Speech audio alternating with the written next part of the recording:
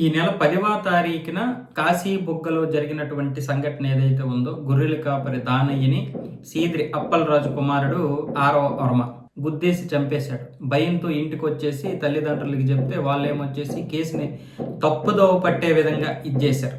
అక్కడ ఉన్నటువంటి సిఐ అలాగే ఎస్ఐ వీళ్ళిద్దరూ కూడా ఈ యొక్క సీదిరి అప్పలరాజుకి చాలా బాగా సపోర్ట్ చేశారు. ఎందుకంటే గతంలో మంత్రిగా పనిచేశాడు, పైగా శ్రీకాకుళంలోనే మంచి రాజకీయవేత్త కాబట్టి, పలుకుబడి ఉన్నటువంటి వ్యక్తి కాబట్టి మొత్తానికి ఈ కేసుని తప్పుదోవ పట్టించే విధంగా ఈ సీదిరి అప్పలరాజు కొడుకు ఫ్రెండ్ అయినటువంటి సిద్ధార్థ్ని ఈ యొక్క కేసులో ఇరికించే ప్రయత్నాలు చేయడం, అలాగే ఎస్ఐసిఐ వీళ్ళిద్దరూ కూడా ఎటువంటి ప్రాథమిక దర్యాప్తు జరపకుండానే సిద్ధార్థ్ మీద కేసు నమోదు చేయడం, అలాగే దీనికి సంబంధించినటువంటి విషయాలన్నీ కూడా సీదిరి అప్పలరాజుకి ఎప్పటికప్పుడు వివరించడం, అలాగే ఆయన వీళ్ళకి డబ్బు ఇస్తానండము, మొత్తానికి ఏదో జరిగింది. కానీ అలాగే ఆసుపత్రిలో కూడా డాక్టర్లను కూడా మేనేజ్మెంట్ చేయడం, ఇవన్నీ చూసినటువంటి ఈ నాయకులు, అక్కడ ఉన్నటువంటి స్థానికులందరూ కూడా ఇందులో చాలా పెద్ద ఇదే జరుగుతోంది, అసలైనటువంటి నేరస్తుడిని వదిలేసి పాపం అన్యం పుణ్యం తెలియనటువంటి వాడి ఫ్రెండ్ని ఇరికిస్తున్నారని చెప్పడంతో మొత్తానికి అక్కడ ఉన్న వారందరూ ఇలా చేయడంతో ప్రభుత్వం వెంటనే దర్యాప్తు చేస్తే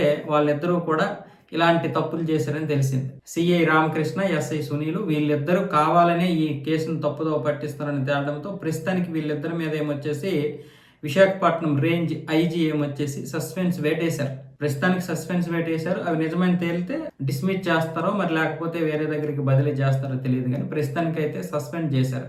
డిస్మిస్ అయితే చేయరు మ్యాక్సిమం. అయితే ఇక్కడ వీళ్ళు మాత్రమే కాదు, చాలామంది సీదిరి అప్పలరాజు కిందే చాలా మంది పనిచేస్తున్నట్లుగా అయితే మొన్న తెలిసింది. అంటే ఎవరి కోసం అయినా సరే, తెలుగుదేశం రాజకీయ నాయకుల కోసమో లేదా వైసీపీకి చెందినటువంటి రాజకీయ నాయకుల కోసమో ఈ వ్యవస్థలు పనిచేయకూడదు. డాక్టర్లు అయినా సరే, పోలీసులు అయినా సరే, ఏ వ్యవస్థ అయినా సరే ప్రజల కోసం పాటుపడాలి, ప్రజల కోసం చేయాలి. ప్రజల పన్నుల ద్వారా మీకు జీతాలు వస్తున్నాయి కానీ రాజకీయ నాయకుల ద్వారా కాదు. అలా రాజకీయాలని మీరు అతీతంగా చూసి పనులు చేయగలిగితే ఏ వ్యవస్థ అయినా బాగుపడుతుంది, అలాగే రాజకీయ నాయకులకు కూడా భయం పడుతుంది.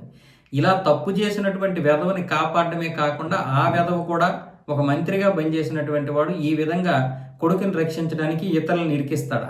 వీళ్ళు ఈ విధంగా వెధవలైపోతారా? ఒక ఇంత పెద్ద స్థాయిలో ఉన్నటువంటి వారిని మనం ఈ విధంగా తిట్టాల్సి వస్తుందంటే మరి వాళ్ళు ఎంత దిగజారిపోయారో అర్థం చేసుకోవాలి. డబ్బు కోసం, పదవి కోసం, జాబుల కోసం ఇలా వ్యవస్థల్ని నాశనం చేసి జీవితాలని నాశనం చేసేటటువంటి దీనిగా ప్రవర్తిస్తే అట్లా. ఆ రోజే మీరు తప్పు చేశాడు మీ అబ్బాయి కాబట్టి మేము అరెస్ట్ చేస్తున్నామని రామకృష్ణ, సునీల్ ఇద్దరూ కూడా, అంటే ఎస్ఐసిఐ ఇద్దరూ కూడా నిష్పక్షపాతంగా వ్యవహరిస్తే రాజకీయ నాయకులకి భయం పట్టదు. అలా అందరూ వ్యవహరిస్తే ఇప్పుడున్నటువంటి ప్రభుత్వ అధినేతలు కూడా భయపడతారు. అలా నిస్వార్థంగా మేము డ్యూటీ తప్ప మాకు ఇంకేం తెలియదు అన్న విధంగా పనిచేస్తే అందరూ సక్రమంగా పనిచేస్తారు. కానీ వ్యవస్థలు ఈరోజు రాజకీయ పార్టీల కింద పనిచేస్తాం.